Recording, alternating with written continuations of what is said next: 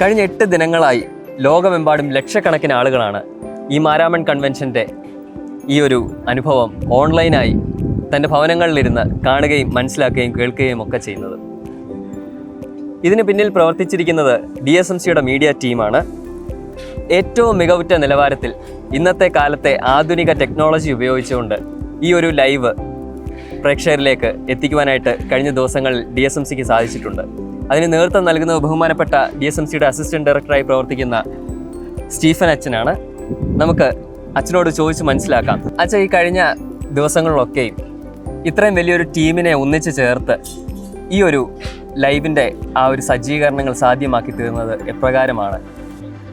ദൈവത്തിൻ്റെ അതിപരിശുദ്ധനാമം വാഴ്ത്തപ്പെടുമാറാകട്ടെ. ആദ്യം തന്നെ കഴിഞ്ഞ 8 ദിവസക്കാലം മാരാമൺ കൺവെൻഷനോടനുബന്ധിച്ച് എല്ലാ പ്രസംഗങ്ങളും പാട്ടുകളും ഇപ്പോൾ കോശി പറഞ്ഞതുപോലെ നല്ല ദൃശ്യ മികവിൽ അനേകരുടെ ഭവനങ്ങളിലേക്ക് എത്തിക്കുവാനായിട്ട് ഒരു അവസരം തമ്പുരാൻ DSMC മീഡിയയ്ക്ക് നൽകുകയുണ്ടായി. അതിന് ആദ്യം തന്നെ ദൈവത്തിനോട് നന്ദി പറയുന്നു. വിഷ്വൽസ് മാത്രമാണ് നമ്മൾ ഭവനങ്ങളിൽ കാണുന്നത്.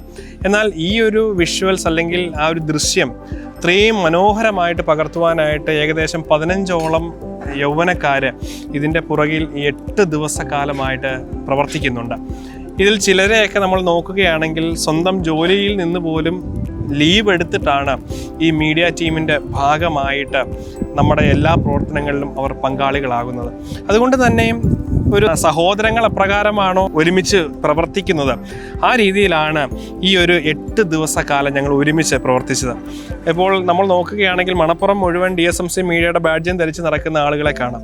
എന്നാൽ ഓരോരുത്തരും അവരുടേതായ ചില കാര്യങ്ങൾ ഇങ്ങനെ ഓരോ ദിവസവും ചെയ്യുമ്പോൾ അനേകരിലേക്ക് ഈ മണപ്പുറത്ത് എന്ത് നടക്കുന്നു, ഇവിടെ എന്താണ് സംഭവിക്കുന്നത് എന്ന് ഓരോ നിമിഷവും അവർ കാണുകയാണ് ചെയ്യുന്നത്.